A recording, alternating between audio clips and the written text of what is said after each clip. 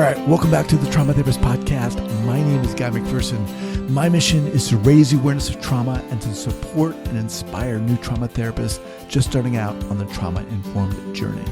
I do that with my membership community, Trauma Therapist 2.0, my online courses and workshops, and the Trauma Therapist newsletter. If you're a therapist of any kind and you work with individuals who've been impacted by trauma, I invite you to head on over to my website at thetraumatherapistproject.com.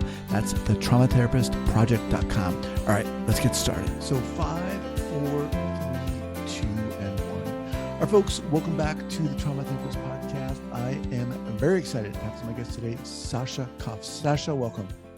Thank you so much for having me. All right. So Sasha is a loving father of 3 boys, ages 22, 18, and 12. Holy moly, we got to talk about that later. He says that children have taught him much more about therapy than he ever learned in any psychology class. He started sitting therapeutically with people 25 years ago. In the early days, he used muscle testing, flower remedies, and guidance from the spirit world to support people wanting better health. Over the first 15 years of his practice, he observed that some people got better, but many people were not getting much better at all. For 25 years, he searched for the roots of suffering and disease. Over those years, he studied Chinese medicine, Ayurveda, energy healing, among other modalities. 7 years ago, he became a relational somatic therapist through Mariah Moser's Relational Somatic Therapy course, Opening to Grace. And between that and parenting, he's thrilled to claim that he's found the Holy Grail of healing. Most of what he practices and teaches now, he did not learn it through school. Rather, he learned it through sitting with people in the trenches for 25 years, not knowing what he was doing, but sitting there with the earnest desire to get to the bottom of it all. All right, Sasha, welcome, man. Before we get going, share with our listeners where you're from originally and where you are currently. I grew up in Vancouver, Canada, in British Columbia, and now I'm in Caslow, British Columbia. Okay. Tiny little town up in the mountains of BC. Okay, awesome. Now, where are you? I'm in Bend, Oregon. Okay, nice. Yeah. Now, what is not in that bio is your interest in psychedelics. Mm-hmm. Okay, which we're going to talk about. And let's start off here. Let's get there, but let's first start off by sharing with us how the heck you got into this field in the first place, in this desire to work with people, sit with people. Yeah, it started off actually when my first son was born, and he had, what they called colic, and he kind of screamed for about 2 years fairly consistently.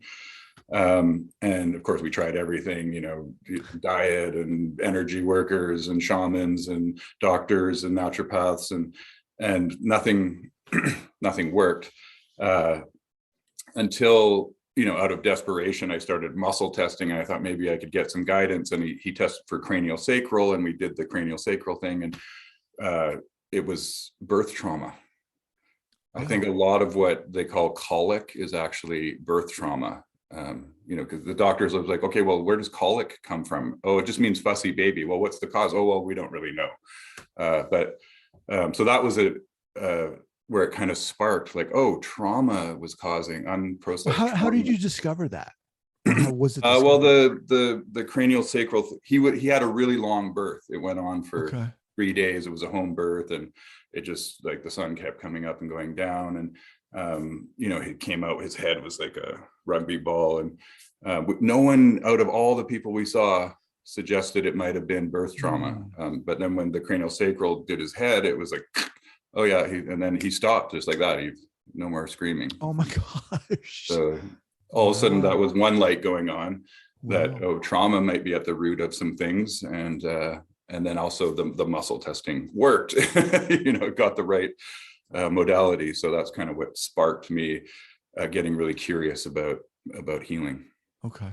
So this was what, 20 some odd years ago? Yeah, 25? He's 22. He's 23 now, but yeah.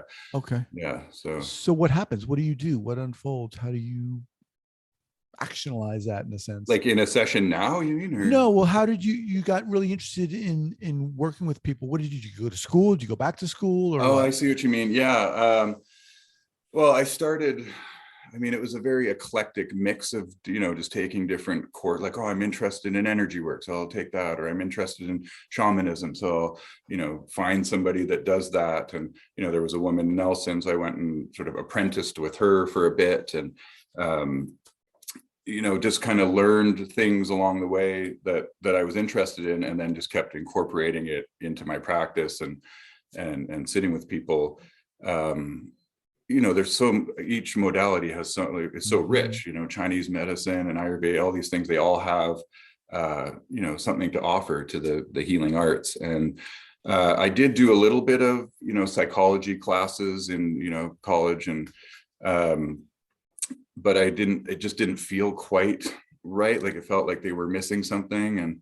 And so I didn't pursue that too far. I got a few counseling tools and stuff that helped me in my practice just for sitting with people. But I wasn't seeing much resolution from just kind of understanding what was going on a psychological level. So, I just kept seeking.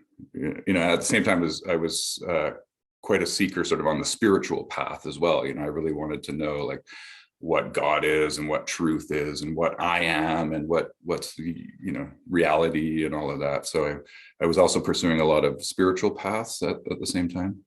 Now, do you, at that time and currently, do you identify as a healer? It doesn't sound like you're a licensed therapist. No, I did have I was an RTC for a while, which is a registered therapeutic counselor. So I did jump through enough hoops to get a counseling degree. But once I started practicing, bringing psychedelics into my practice, then I was outside of their scope of what they would cover. So I dropped that designation. Okay. Yeah. And so do you identify as a healer?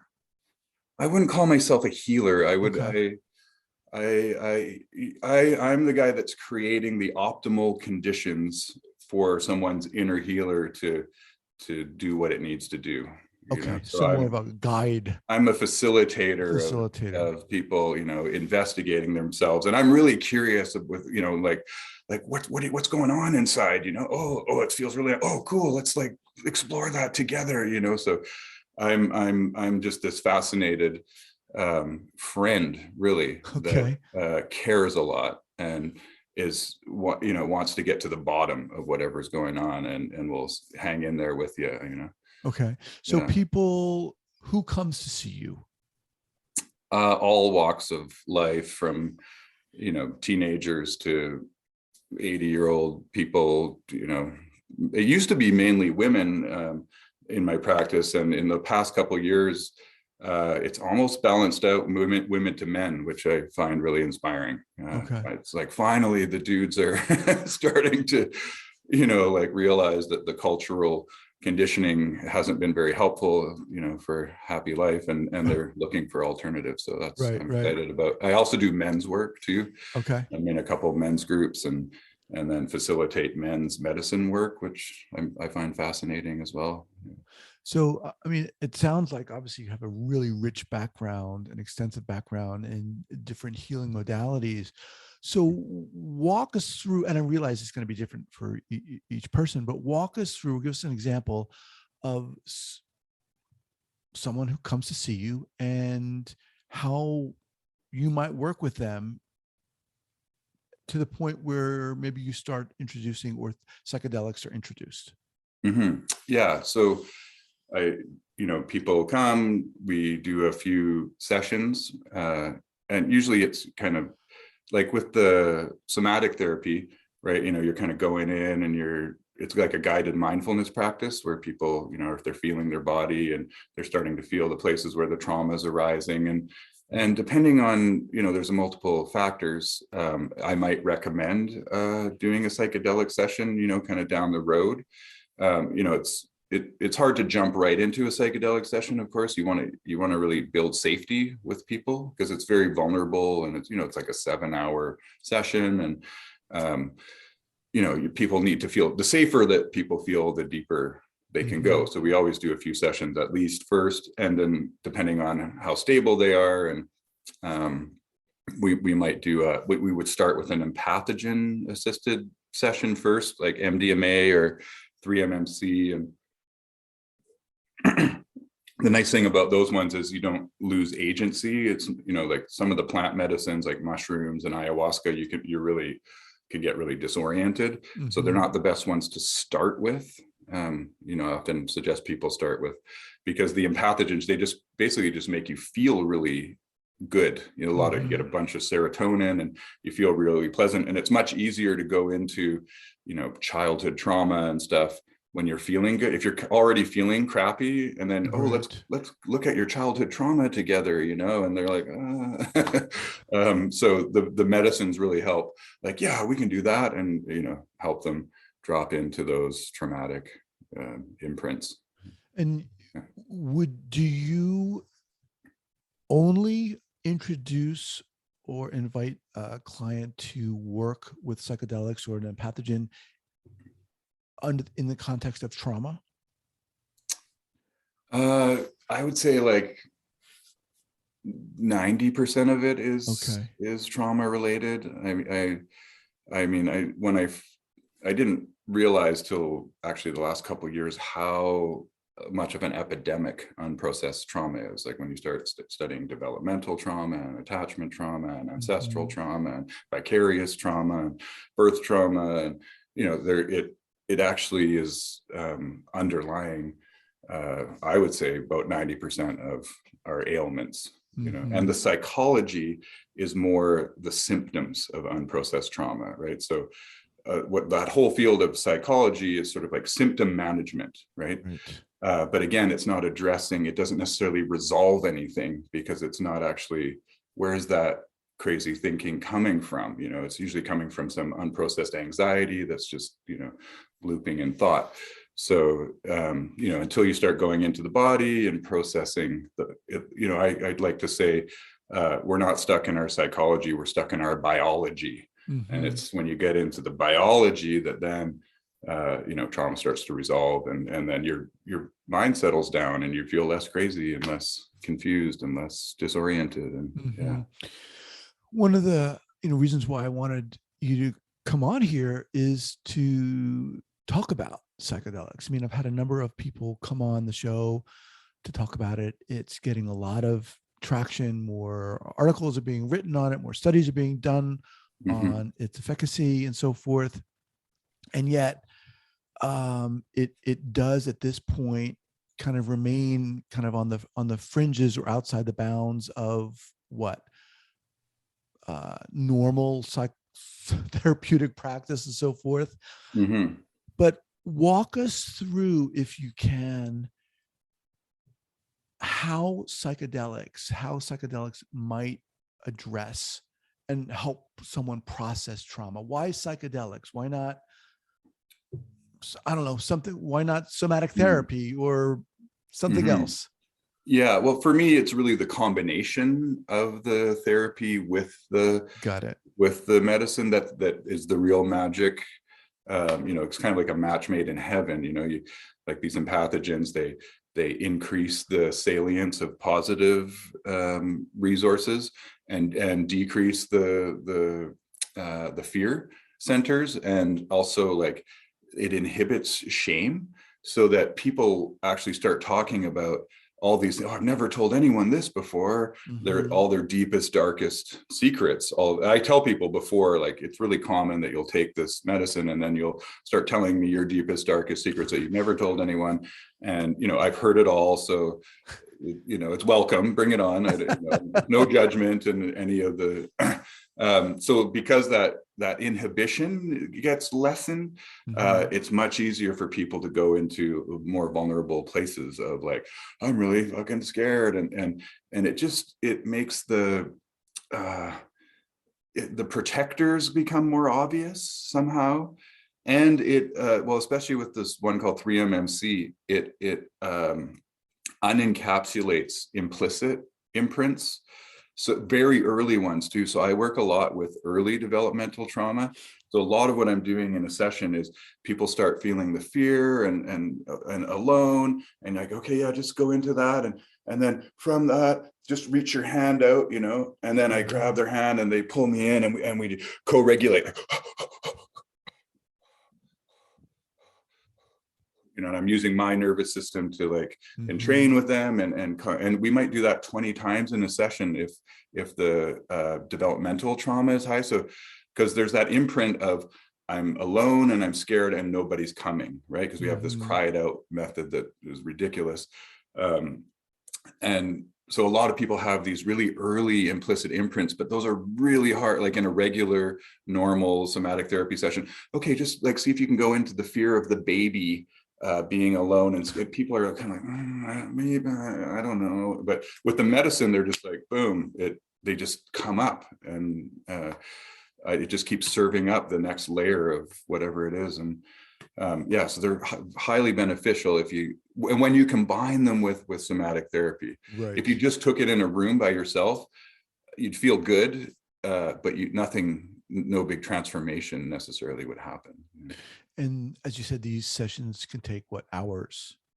Yeah, the medicine session's typically about 7 to 8 hours long, which is a crazy long period of time. Yes. Okay. Yes. So you're obviously in there, you're facilitating this, you're guiding that person through that time.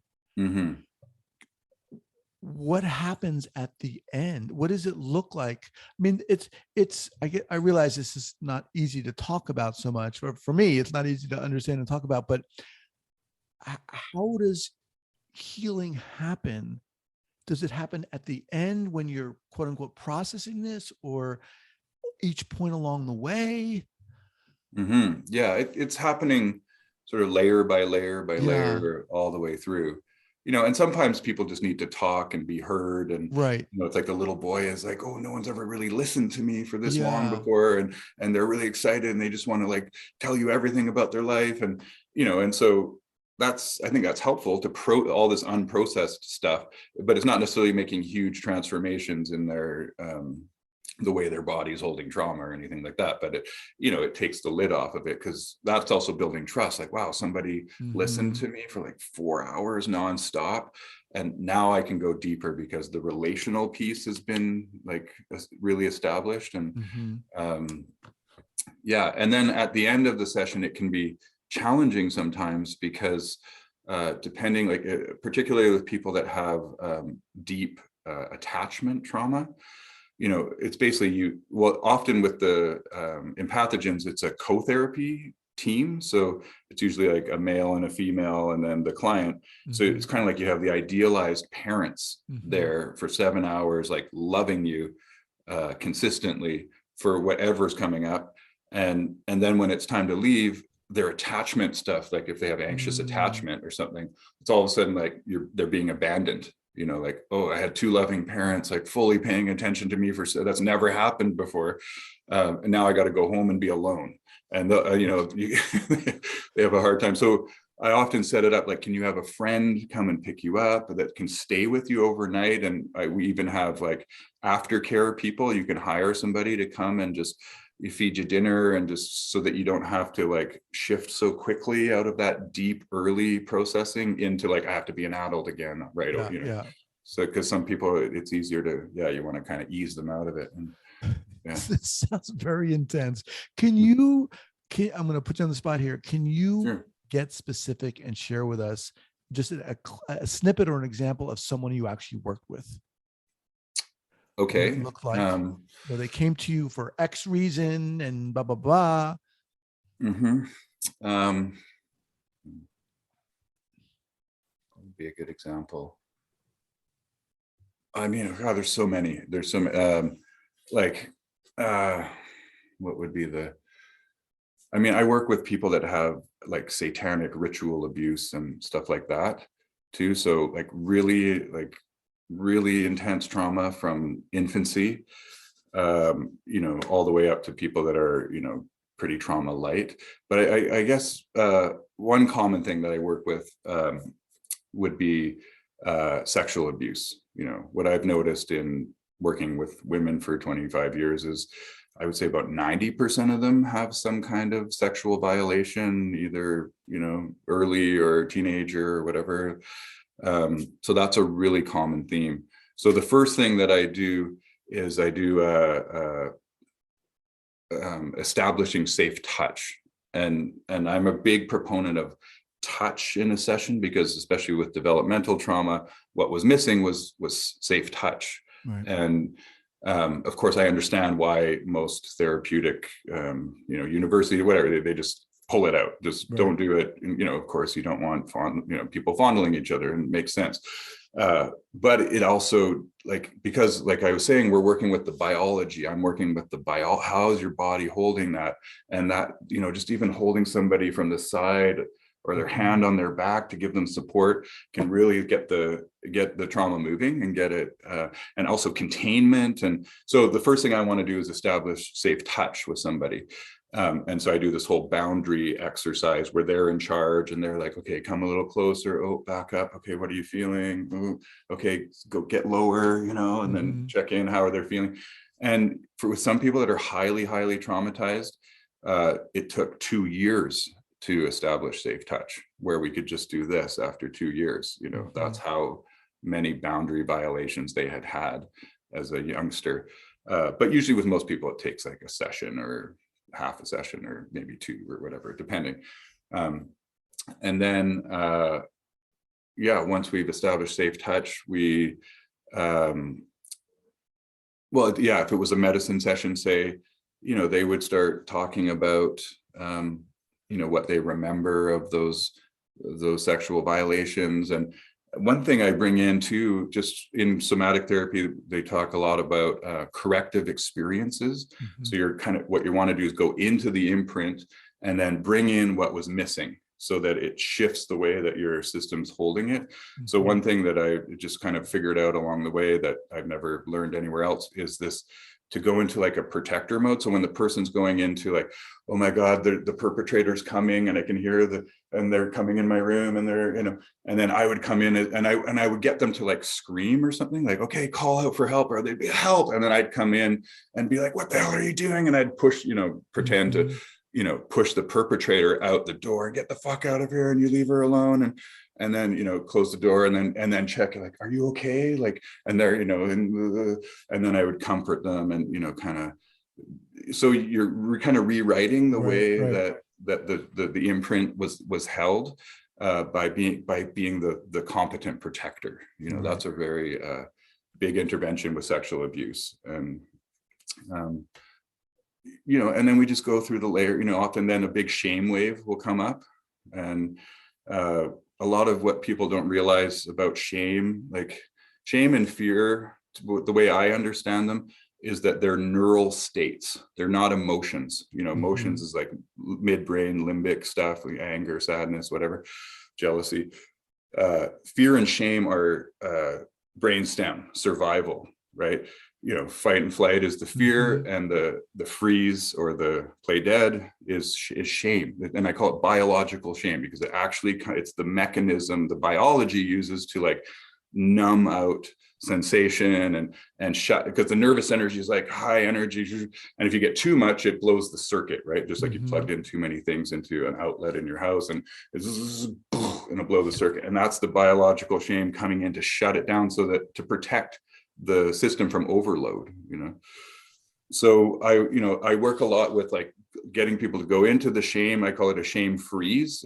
It's characterized by like kind of a tightening and a numbing and a bit of a spacing out. And then I come in and actually break up the shame freeze physically and I have And is this during like a medicine session?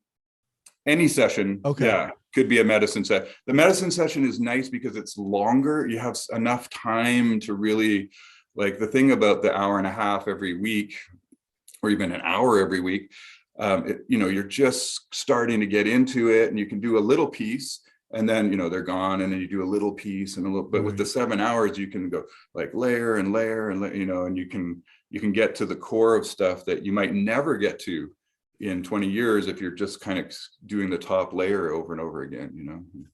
So it has a lot of advantages, as far as being able to kind of stay with some, especially with attachment stuff, because to rewire attachment stuff, you're actually changing the wiring in your neural architecture. So that's hard to do with just talking, And then the other benefit of the medicine, the psychedelics or the empathogens, most of the medicines, they increase neuroplasticity. So the interventions that you do have a bigger impact on their, like it actually, you can, especially if you have enough time, you can rewire the way that the attachment system is wired up. But you can't do that in an hour. It needs like prolonged exposure to like a loving container with the neuroplasticity and the relational healing part. Because those are really hard to shift, attachment dynamics. Like anyone that's tried to shift them, like, you know, there's some great mapping out of, you know, the anxious avoidant and all these things, but like, how do you heal it is where it always, well, you got to be in a secure relationship for 5 years to really, you know, shift it. But like, if it's really hard to maintain a relationship long enough to heal it, you know? So I want to shout from the mountain, like the combination of empathogens in a 7-hour session with co-therapists, we can actually start to rewire the way the attachment wiring is configured without having to do it in a long-term relationship, which is really exciting because so many people are stuck in that, those relational patterns that are, you know, hard to change.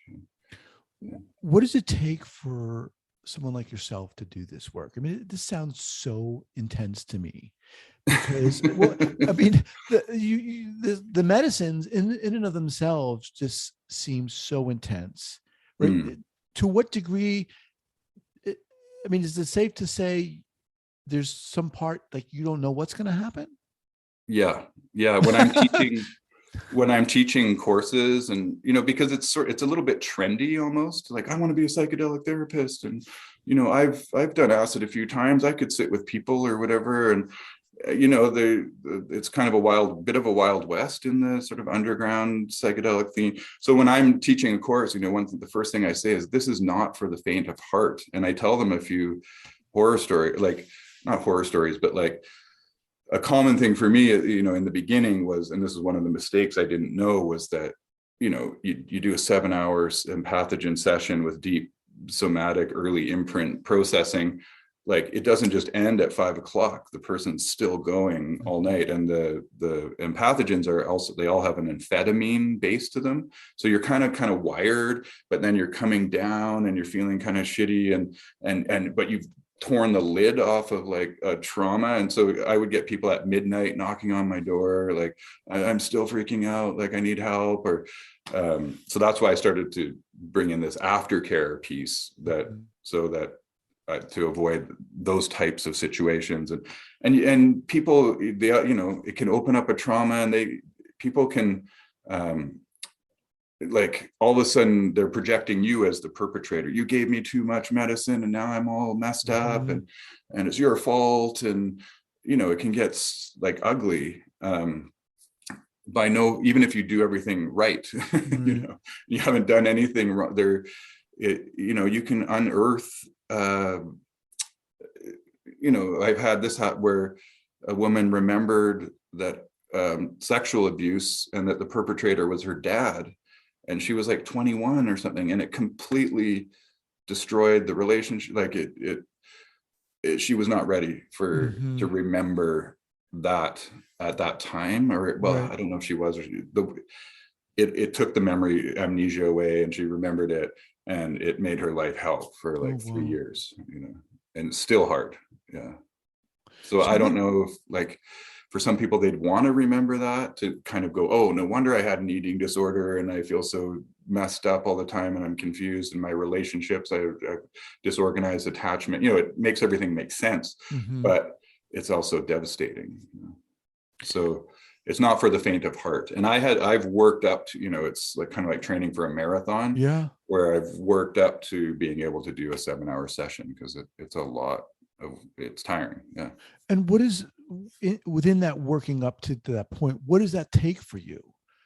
I mean, not obviously experience, but yeah, I think the number one thing for me is doing my own work, and receiving a lot of sessions where I'm in the client role and I'm taking a medicine, and I have my apprentices or somebody, you know, helping me, and trying different medicines, and really getting familiar with the scope of the field.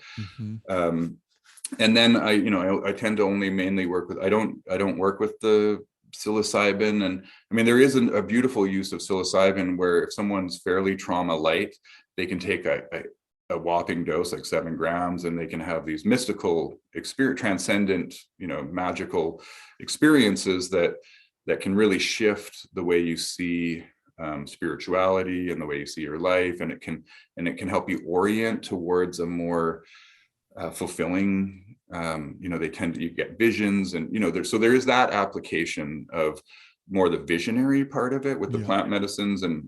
But what I find if people are fairly trauma heavy and they take a huge dose like that, their trauma just comes up. They don't have a nice, pleasant, vision. They actually just get really scared, and you have to just process fear and shame and terror and whatever. And also being out of control for someone that has a lot of trauma, that's terrifying. Because to them, out of control means you're getting hurt or you're not safe, or so it depends how much trauma you have, to which medicine you want to apply, and what their intention is, and all of that. Wow. Okay. So currently you are working in one capacity. We mentioned Nectara. You working with them? Yeah, well, this summer I filmed a masterclass actually talking about relational somatic therapy and bringing psychedelics into one's practice, and how those. Well, it's mostly I'm exploring the physiology of trauma in the masterclass. So Nectara was the ones that produced it, and then I just showed up and gave the teachings, and then they've put it onto their online platform, which is a online platform for people that are doing psychedelic work, and maybe people can feel very disintegrated after a session. They might need more integration, so they have these integration circles on there, and just it's a place you can kind of connect with other people that are on a similar path. And then I'm posting things about trauma resolution on there, and the master classes on there, and yeah, so it's a resource for not only people doing psychedelics, but also people that are into trauma resolution and kind of those two worlds, how they come together. Okay. And aside from that, what's the best way for someone to get in touch with you and learn about the work you do? Through nectara.co would be right now my practice is so full, I'm not really taking new clients. If there are therapists listening to this, they might be interested in the course, which is the somatic psychedelic therapy training. So it's a 2 6-day retreats with experientials that we do. So we actually work with a medicine, so you can see how it feels. And like I was saying, for me, like the most important thing is doing one's own work. Yep. I started doing my own work around 25 years ago, and I'm still, it's unending. And there's always these blind spots that, you think you kind of got everything, and then some blind spot comes out. And so the most important thing, because you have to have a lot of integrity to do this work. You have to really, and your heart has to be in the right place, and you have to be careful. And so it's really important, especially once, like what I found is, I did this master class and I started teaching classes. It's easy to become a target for, people that disagree with your views on, this cancel culture thing. Anyways, as you go along, and that's where, so if you do have a blind spot, even a tiny one, it's gonna, and you're a teacher, or it can really be can get you into trouble. Like, not that you'd want to, but so this continually working on oneself, that's what I'm always telling the other therapists, like, don't stop that. It's unending, and there's always more to discover and work with. Where do people learn about the course you just mentioned? So the best would be if they sent an email to Nectara and asked to get the info, and then I could put them on my list. And then when I send out I do it twice a year. Okay. Spring and fall. Yeah. And for those therapists who are listening and who maybe are really interested in what you're talking about here, could you recommend any books to get them started? Yeah. Oh gosh, what's it called? Well, the two books that I recommend, one is called Hold On to Your Kids by Gordon Neufeld and Gabor Mate. And it's all about attachment parenting. Okay. And, I learned a lot about parenting, but also how to work with clients, because that seems to be, it's just like where they didn't get parented properly, they need to get reparented in a sense, like what was missing. I'm trying to fill that in. So Hold On to Your Kids. And then Sharon Stanley has a book called,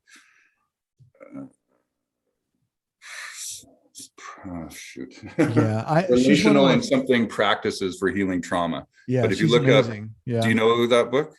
She's been on the podcast a few times. She's one of my favorites. Yeah. So her book is probably the most resonant with the work that I'm teaching. Yeah. Awesome. All right, Sasha, man, crazy, just really intense and fascinating, and really informative. I want to thank you for coming on here, man. Appreciate it. Thank you so much for having me. It's delightful to meet you and to connect. And I'm really glad you're bringing this information to the world, because it's so key. Yeah. And the old systems haven't really updated that trauma is anyways. So it's really good that it's getting out there. So thank you for the work that you do. You're welcome. We'll be in touch, and we'll bring you back on. Awesome. I would love that. All right, brother. Take care. All right. Thanks, Guy. Bye-bye. Thank you so much for listening and supporting this podcast. And if you'd like to join the hundreds of other therapists who are each month keeping up to date and informed and inspired about what's going on in the world of trauma, I'd love to invite you to head on over to the Trauma Therapist newsletter. That's the traumatherapistnewsletter.com.